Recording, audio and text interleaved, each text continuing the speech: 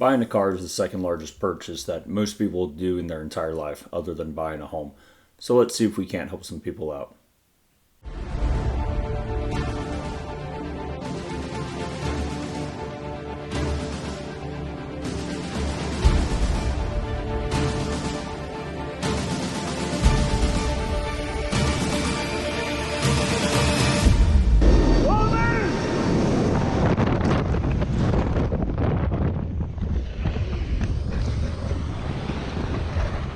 I'm John with McCrazy World, and today we're going to talk about purchasing vehicles.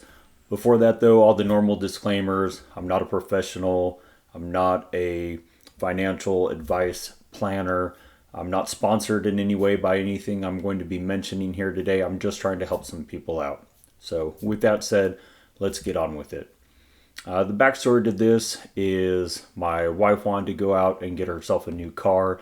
She'd been driving SUVs for the last little while, and she decided that with the mileage she had on, she wanted to get something new, and she wanted something that was a little bit less mom car like.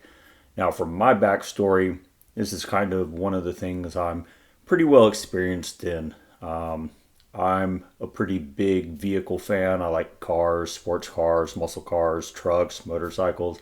And even though I'm definitely not young, but not super old, I've already had probably somewhere around 30 vehicles. So I'm pretty well versed in shopping for vehicles and finding what I want and dealing with securing loans and also handling all the shenanigans at various dealerships.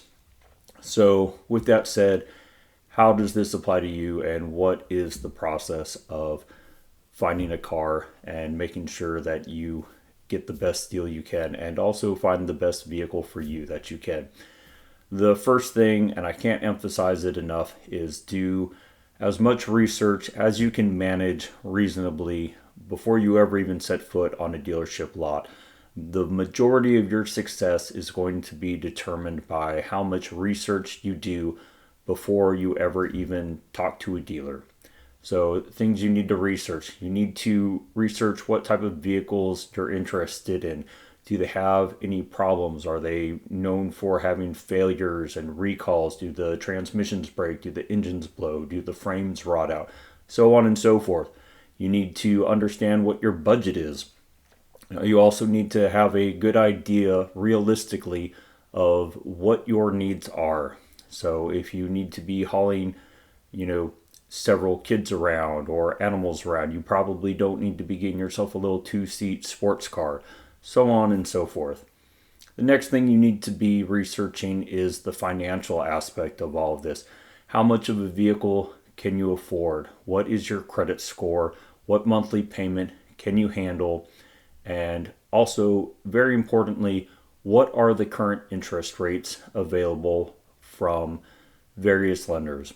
You don't need to go through the whole process of getting pre-approved for a loan, but you do need to check around, be it through NerdWallet, or you can just do an online search for current car loan rates, and you'll get results on what those rates are, and sometimes it'll actually be broken down by your credit score rating. So you'll have a really solid idea of what your interest rate should be. And then through something like the calculatorsoup.com auto loan rate calculator, you can plug that in to how much of a monthly payment you can afford plus that interest rate.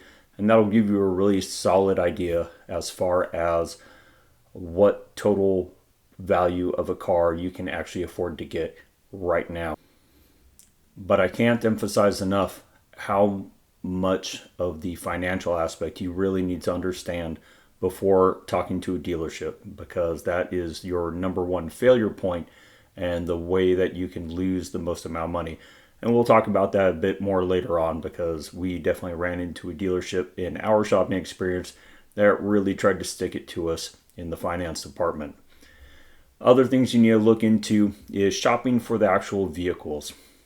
You're not going to set yourself up for success by just blindly wandering onto random dealerships and trying to find cars. You're going to get swarmed with salesmen, you're going to waste a lot of time, and you're going to get a very narrow slice of the pie of what is out there, what is available, and what the prices actually are. You are much better off shopping around online. There's a lot of really good car sites out there.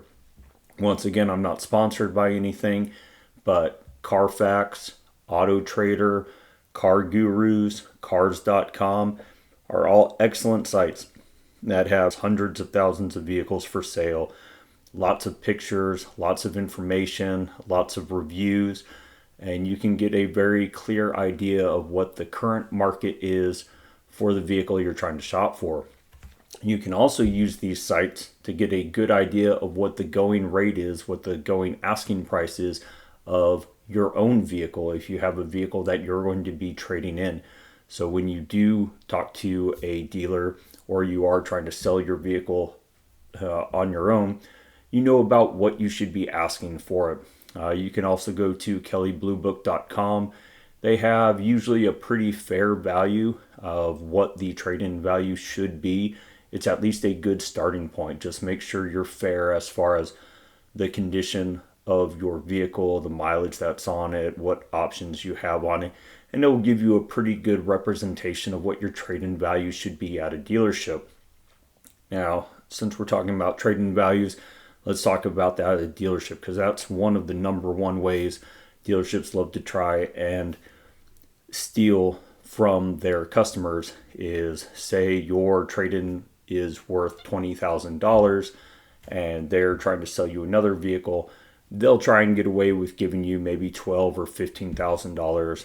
They'll say that they're giving you a really good deal on the vehicle they're selling you and that they need to make a little bit more money on the vehicle that you're trading in, or that they don't even want your trade-in vehicle and they're just going to sell it off to a wholesaler, and that's why they're giving you such a low price. Do not accept that deal, because if you do, not only are you harming yourself financially, but you're also harming every other customer that comes to that dealership. If you are trading in a vehicle, you are downright entitled. God knows I hate the word entitled, but you are entitled to the trade-in value for that vehicle. Do not give up, $3,000, $5,000, $10,000 on your trade-in just because the dealer wants to throw a couple extra words at you and make you feel sorry for the dealer.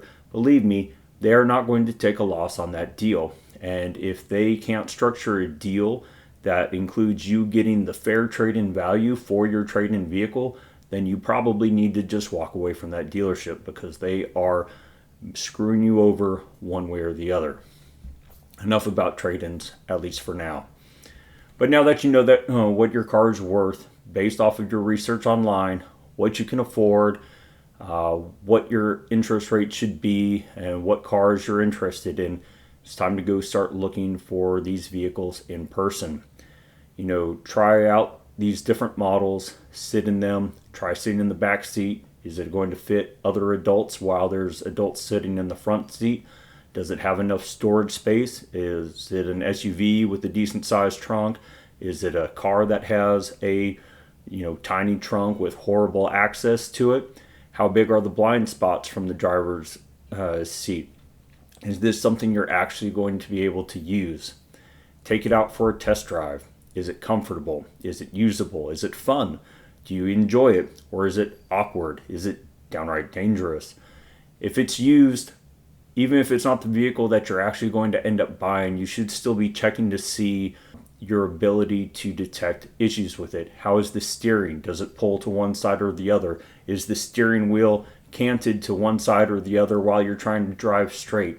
Do the brakes squeal? Do they grind? Does the engine have the amount of power that it should have? Does it stumble? Does the transmission shift when it should and how it should? Or does it hold gears? Does it slip? Does it seem like the car was babied? Or is it all beat up cosmetically? What does it look like? Does it look like someone actually cared about that car? Or was it someone's beating object for a couple of years and then they passed it off to a dealership that tried to maybe shine it up a little bit, and they're trying to get good quality money out of a poor quality car?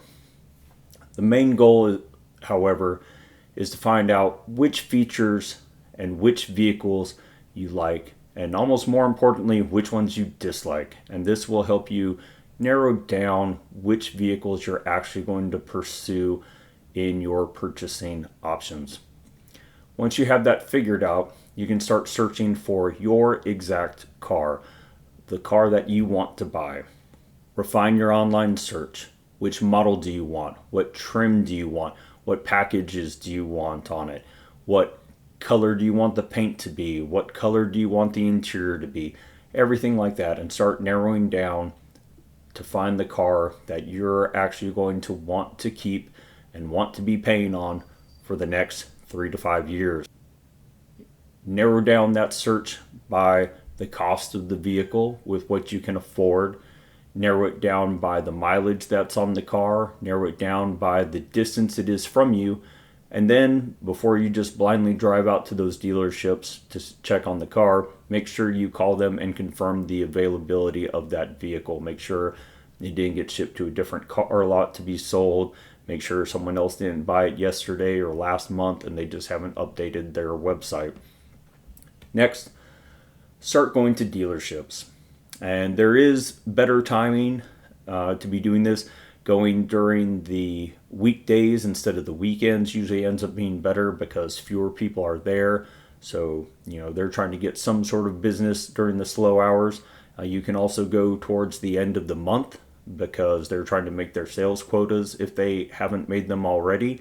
Another option is going towards the end of the model year when the next model year is coming out, and say they're trying to dump all of this year's cars because they're already getting next year's cars on the lots. So they're more willing to deal on the older models. But go to these dealerships not with the mindset of you are going to get the car that you want, because the dealers love these customers. They know that you have a goal, they have something that you want, and they can get more money out of you, and you are willing to take a worse deal because you have this mindset that you want to succeed and get this car. Instead, have the mindset that you are trying to get the best deal on a car that you want. Let's have some real talk here. Cars aren't rare. Most of them are made in the tens of thousands, and at any given point there are going to be dozens, if not hundreds, of the car that you want for sale. If it is a rare vehicle, be willing to wait a little bit instead of paying a lot. One will come up on the market, one will come up with options that you like more, one will come up in better shape with less mileage, whatever the case may be. But being able to wait and get a better deal on a better car is always going to work out better for you instead of the dealer. Once you have found your potential car, get it inspected. If you're pretty good at checking out cars, you can do it yourself. If not, you can bring a friend, or a lot of dealerships will let you actually have the vehicle get inspected by a third-party mechanic shop. Test drive it, make sure it's not something that just looks good on the dealership lot, but when you test drive it, once again, check engine, brake, suspension, transmission, all that stuff, and make sure it's a good quality car. Obviously, this is more important when it is a used vehicle of unknown circumstances, but there's actually quite a few new cars that are made, especially post-pandemic era, where quality control kind of got out of hand for a lot of places, where even new vehicles still have really poor quality control, even going into 2024. So at this point, you've narrowed down a vehicle that you are willing to buy, and it has a price tag that you've worked out is within your price range, and you want to go ahead and try and buy it. And now it's time to work out the financing of the actual deal. Don't get shorted for the next 3 to 7 years by the finance department. Your interest rate is going to vastly affect what you pay for the car. When my wife and I were shopping for her car, we went to one dealership. They had a car that we were interested in buying, so we started working on the finance paperwork. They were trying to short us on the trade-in by several $1,000s. So I was going back and forth with them over that. And while that was going on, we were also having to argue with these morons over the actual sticker price of the vehicle, because their online price was actually about $7,000 less. And we established that when we showed up. They said, oh yeah, no problem, you qualify for the internet pricing because you saw it and you have a trade-in. We're like, okay, cool. They still tried to give us finance paperwork with the full sticker price of the car, because that's how bad this dealership was. Total scam artist. But anyway, while we're working all this out, we ended up with a bottom line on the loan, which would have been right around $32,000.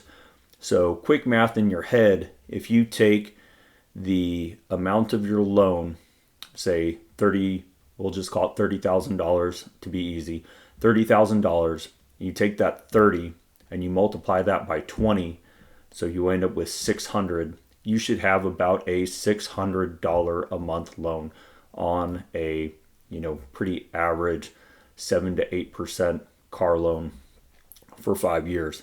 So I'm expecting the finance paperwork to come out at somewhere around $600 a month. Lo and behold, that finance paperwork comes out and they have $1,000 on this. And this is after they finally dropped the paperwork to the internet pricing. Before that, it was something completely ridiculous, like $1,300 a month. I was already pretty fed up with this place. I knew they were complete pieces of garbage. But I pulled out my phone, went to the calculatorsoup.com car loan calculator, put in, the $30,000 for 5 months, and started taking guesses at the interest rate. And sure enough, it ended up being that they were trying to charge us about 25% interest on this loan, when with my wife's credit score being good to very good, she should have been getting charged somewhere around 8 or 9%. And, you may think interest rate isn't a big deal, but with a 25% interest rate for that amount of years, it effectively doubles the price of the car. So she would have ended up having to pay just over $60,000 over the course of 5 years in order to pay off a $32,000 car loan. So doubling the cost of her car just in finance payments. Absolutely ridiculous. And so I went back and forth with this finance guy. We're butting heads a little bit as we're trying to leave the dealership, and they're of course holding our keys hostage, which is another great scumbag dealership technique. I actually had another key in my pocket, but I didn't want to take the chance of us driving off with our vehicle and then them throwing my wife's key in the trash and saying like, oh, you left in your car, so we must have given you the key back. It just wasn't worth it. So we got stuck there for like an extra 20-25 minutes trying to get our key back, while I went around in circles with the finance manager, and they're trying to tell us, oh, we deal with 60 financial institutions and this is the best interest rate we can get you. Total lies. Utter garbage. Let's have a quick little talk about how dealerships work. So dealerships, be they Dodge, Ford, Chevy, Porsche, whoever, those dealerships in general, except for Tesla, are owned by franchises. They're not owned by the actual car manufacturer. Some other private party owns that dealership, and they buy vehicles from the car manufacturers. And this requires a certain level of financing, because they generally don't buy these vehicles cash. So they will finance vehicles, and they have a relationship with finance companies due to that. And then they also need those finance companies in order to be able to finance customers buying those cars from them.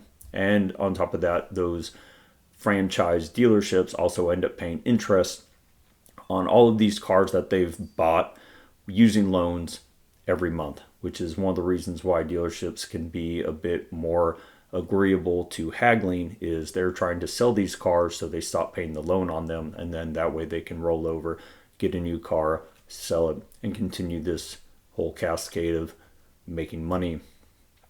But in the end, a dealership is supposed to rely on customers in order to make money, and those customers And the relationship with that customer is supposed to be quite important to that dealership succeeding. Every once in a while, you'll come across a dealership that, for whatever reason, maybe they're scammers, maybe they're corrupt, maybe they are just so desperately financially behind that they have had to sell their soul to those financial companies to where they are now willing to treat those customers more like victims. And they are just trying to victimize those customers instead of actually take care of them. And that's how you end up with these dealerships that are willing to absolutely exploit customers and stick them with completely unnecessarily high interest rates.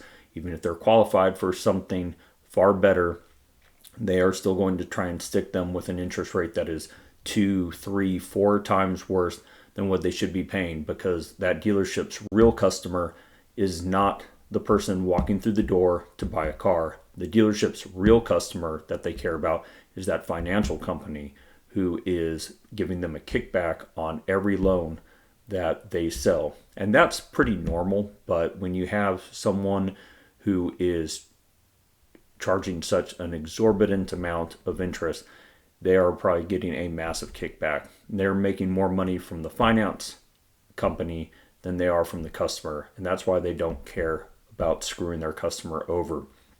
I was dealing with this finance manager, and really kind of the last straw was, hey, we are not going to take a 25% interest rate loan.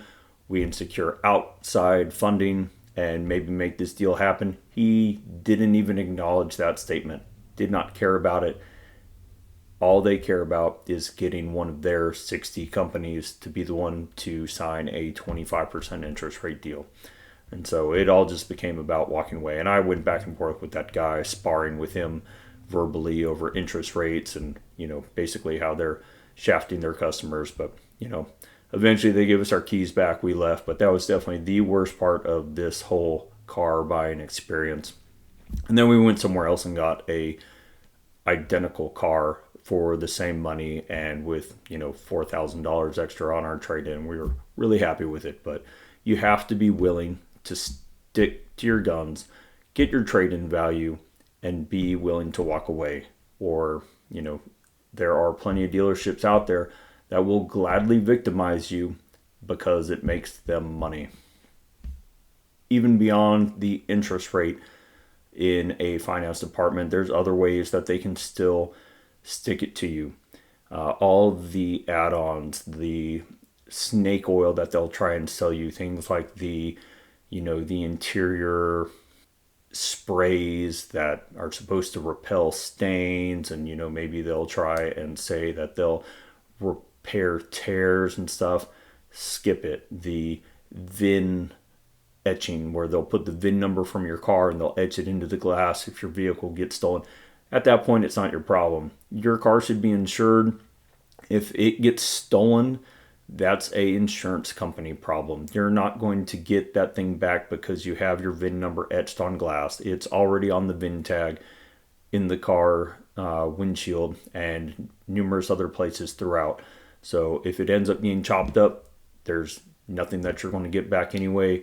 And, insurance should be making you whole at that point. You shouldn't be buying useless VIN window etching and then financing it for the next 5 years anyways. The maintenance packages, you're really not going to save that much money paying for the extended service plan or anything like that.